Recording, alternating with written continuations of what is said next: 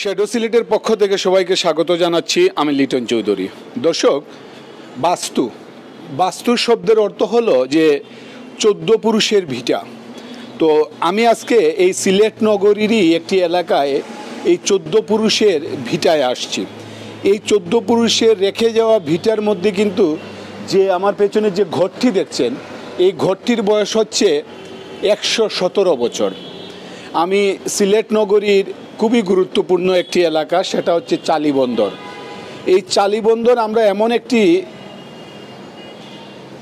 বাড়িতে আসছি যে বাড়ির সামনে লেখা হচ্ছে বাস্তু। তো আমরা প্রথমে বাস্তুর কথা বললাম, কিন্তু এই বাড়িটি কিন্তু একটি ঐতিহ্যবাহী বাড়ি। পরে যিনি বসবাস করেন তিনি হচ্ছেন 4র্থ প্রজন্ম, যারা রেখে গেছেন তাদের 4র্থ প্রজন্ম হচ্ছেন তিনি। আর তিনি হলেন সিলেটের স্বনামধন্য একজন আইনজীবী এবং পরিবেশবাদী, এমনকি তিনি একজন সমাজকর্মীও। তিনি হচ্ছেন অ্যাডভোকেট অরূপ শ্যাম বাপ্পি। তার পূর্বপুরুষ এই 117 বছর আগে এই ঘরটি এখানে রেখে গেছেন। আমরা অরূপ শ্যাম বাপ্পির কাছ থেকে বিস্তারিত জানব যে এই নগরীর এই নগর নিবাসটি আসলে কিভাবে এখনও সংরক্ষণ করে তিনি রেখেছেন। আমরা প্রথমেই এই বাড়িটি আপনাকে দেখাবো এবং পাশাপাশি এই ঘরের যে কি অবস্থা আছে এখন, মানে সেটাও দেখাবো। আপনারা একটু ভাবতে পারেন যে সিলেট নগরীতে এখনও 117 বছরের পুরনো ঘর কালের সাক্ষী হয়ে দাঁড়িয়ে আছে। আমরা আশা করব যে আপনারা এই আজকের প্রতিবেদনটি, আমরা মনে করি গুরুত্বপূর্ণ প্রতিবেদন। আমরা বিশেষ করে বৃহত্তর সিলেটের বিভিন্ন জায়গায় গিয়ে আমরা এইসব স্থাপনা খুঁজে খুঁজে আমরা আপনাদের সামনে তুলে ধরি। কারণ হচ্ছে আমরা সবসময় একটি কথা বলি যে আমাদের একটি দায়বদ্ধতা আছে, সেটা হচ্ছে বর্তমান এবং ভবিষ্যৎ প্রজন্মকে জানানো যে সিলেটের পূর্বপুরুষরা কীরকম ঘরে বসবাস করতেন, কীরকম জিনিসপত্র ব্যবহার করতেন, এই বিষয়গুলো তাদেরকে জানানো। ঠিক সেই রকমই আজকে এই যে সিলেট নগরীর চালিবন্দর এলাকায় নগর নিবাস আমরা বলবো এটা, যদিও তাদের এই যে ঘরের সামনেই লেখা বাস্তু। তো আমরা যেহেতু জেনেছি যে বাস্তু হচ্ছে যে 14 পুরুষের ভিটা, সেই 14 পুরুষের রেখে যাওয়া 117 বছরের ভিটে এবং ঘরটি আমরা দেখব। তারপর এই 4র্থ যে প্রজন্ম অরূপ শ্যাম বাপ্পির কথা আমরা শুনব।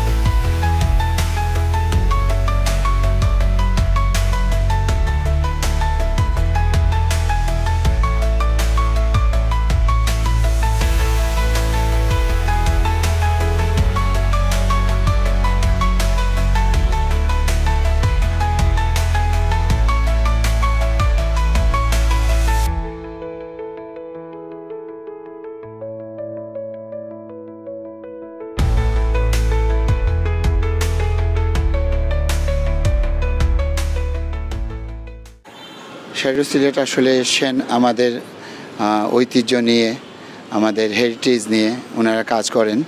তো এই বাড়িটি মূলত আসলে শাম পরিবারের, আমি শাম পরিবারের এই বাড়ি তৈরি যিনি করেছেন ওনার 4th জেনারেশন। আমার প্রপিতামহ ওনারা আমাদের ফ্যামিলি থেকে এই বাড়িটি প্রায় 117 বছর আগে এটি তৈরি করা হয়েছিল। প্রথম এটি শুরু হয়েছিল আমাদের ইন্দেশ্বর টি অ্যান্ড ট্রেডিং কোম্পানি। আপনারা জানেন মৌলভীবাজার জেলার রাজনগর উপজেলার ইন্দেশ্বর যে গ্রাম, সেখানে আমার প্রপিতামহরা টি প্ল্যান্টার্স ছিলেন। তো ওনারা চাকর, ওনারাই কয়েকটি বাগান করেছেন, ইন্দেশ্বর, ইন্দানগর, সমনভাগ এরকম অনেক ফাঁড়ি বাগান সহ ওইখানে আমাদের স্মৃতি এখনও আছে। তো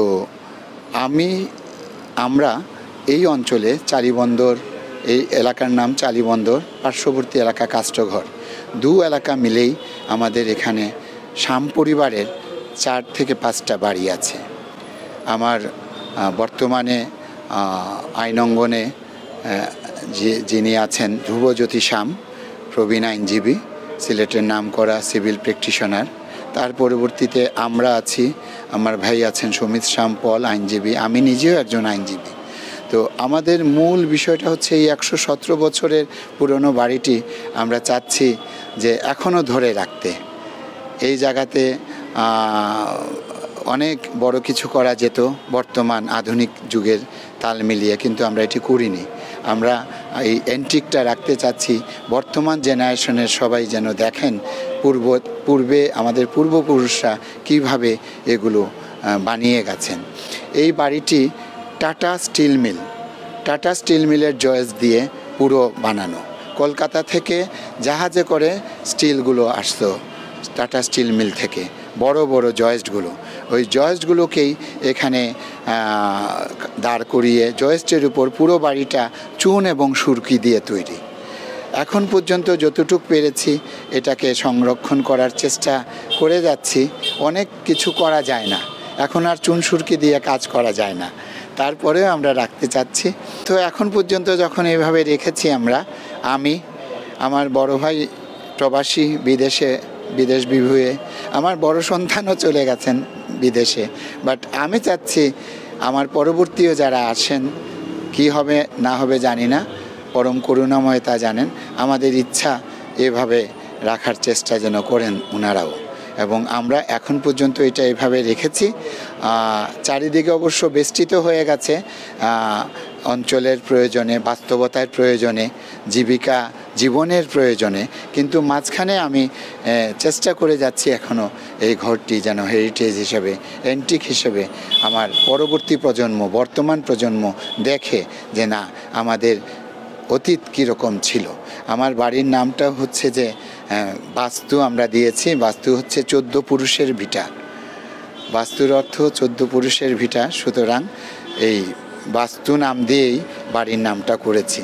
যাই হোক, আমি আমার পূর্বপুরুষদের প্রতি শ্রদ্ধা নিবেদন করছি। বর্তমানে আমরা যারা আছি সবাই মিলে আমরা চেষ্টা করছি এটাকে সংরক্ষিত করে রাখার জন্য। ভবিষ্যতে আমার যে জেনারেশন আসবেন তাদের প্রতি আমাদের বলা থাকবে যে এভাবে যেন সমাজের সাথে মিলেমিশে সব কিছু আমাদের অতীত, বর্তমান, ভবিষ্যৎকে সুন্দর করে সাজিয়ে রাখেন, এটা আমাদের চাওয়া থাকবে।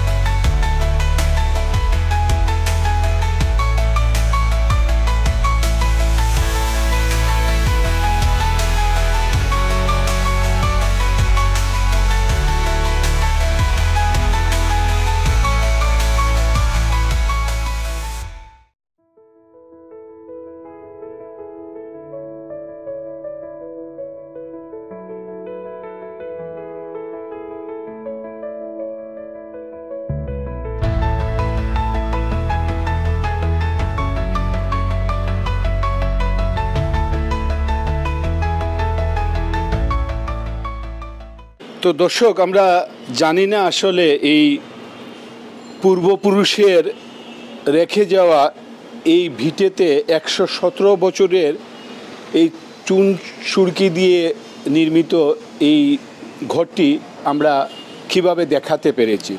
আমরা আসলে ঘরটি দেখানোটা থেকে আমরা মনে করি যে বিশেষ করে সিলেট নগরীতে এরকম আরও বেশ কিছু স্থাপনা আছে বা ঘর আছে যেগুলো এখনও কালের সাক্ষী হয়ে তাদের বর্তমান প্রজন্ম যারা আছে তারা টিকিয়ে রেখেছেন তাদের পূর্বপুরুষের স্মৃতি হিসাবে। তারা যেভাবে পূর্বপুরুষের স্মৃতি হিসাবে এই ঘরগুলো বা এই স্থাপনাগুলোকে তারা রেখেছেন, তো আমরা যারা আছি আপনারা আমরা সবাই কিন্তু আমাদের যে বর্তমান প্রজন্ম আছে তাদেরকে কিন্তু আসলে এইসব স্থাপনাগুলো কিন্তু দেখানো দরকার। তারাও আসলে জানুক, তারা আসলে বুঝুক যে সিলেটের আদি পুরুষ যারা ছিলেন, সিলেটের পূর্বপুরুষ যারা ছিলেন তারা কীরকম বাড়িতে বসবাস করতেন, কীরকম জিনিসপত্র তারা ব্যবহার করতেন। আজকে আমরা এই বাস্তু যে নিবাস, সেই নিবাসে আমরা এই যে তাদের চতুর্থ যে প্রজন্ম অরূপ সেন বাপ্পির কথা শুনলাম, তিনি বিস্তারিত বললেন, তার কথাটাই এখানে গুরুত্বপূর্ণ জন্য কাজ করি। এরকম বিষয় নিয়ে আমরা সবসময় কাজ করতে চাই। আপনারা যদি বৃহত্তর সিলেটের, সেটা সিলেট শহরে হোক আর সিলেটের বাইরে হোক আর 4টি জেলার যে কোনো জায়গায় হোক, এরকম যদি শতবর্ষী কোনো স্থাপনা কিংবা কোনো জিনিসপত্রের কোনো সন্ধান থাকে বা কোনো তথ্য থাকে আপনাদের, আমাদের সাথে যোগাযোগ করবেন। শেডো সিলেট নিজ দায়িত্বে গিয়ে এইসব বিষয় তুলে ধরবে। আমরা চাই যে দেশে এবং বিদেশে যারা সবসময় সিলেটের ইতিহাস ঐতিহ্য নিয়ে কাজ করেন, আপনাদের সহযোগিতা আমরা সবসময় চাই এবং আমরা ভবিষ্যৎ প্রজন্মকে আমরা বুঝাতে চাই, জানাতে চাই যে আমাদের সিলেটের পূর্বপুরুষরা কেমন ছিলেন, কেমন স্থাপনা বা কেমন ঘরে তারা বসবাস করতেন। এখনও যারা এই স্থাপনাগুলো বা এইসব ঘর বা জিনিসপত্র টিকিয়ে রেখেছেন, আমরা তাদের প্রতি কৃতজ্ঞ জানাচ্ছি। এবং আমরা এ পর্যন্ত যতগুলো কাজ করেছি সবারই একটি অনুরোধ যে আমরা যারা বিশেষ করে অভিভাবক যারা আছেন সবার প্রতি তারা অনুরোধ করছেন যে বর্তমান যে প্রজন্ম তাদেরকে অন্ততপক্ষে মাসে 15 দিনে বা সপ্তাহে একদিন সময় দিয়ে তাদেরকে এইসব স্থাপনাগুলো আসলে দেখানো উচিত। কারণ তারা দেখলে বুঝতে পারবে যে সিলেটের যে সমৃদ্ধশালী যে অতীত ইতিহাস, সেটা আসলে এই প্রজন্মকে জানানো এবং বোঝানো আমরা সবার দায়িত্ব। সবাই ভালো থাকবেন, সুস্থ থাকবেন এবং নিরাপদে থাকবেন।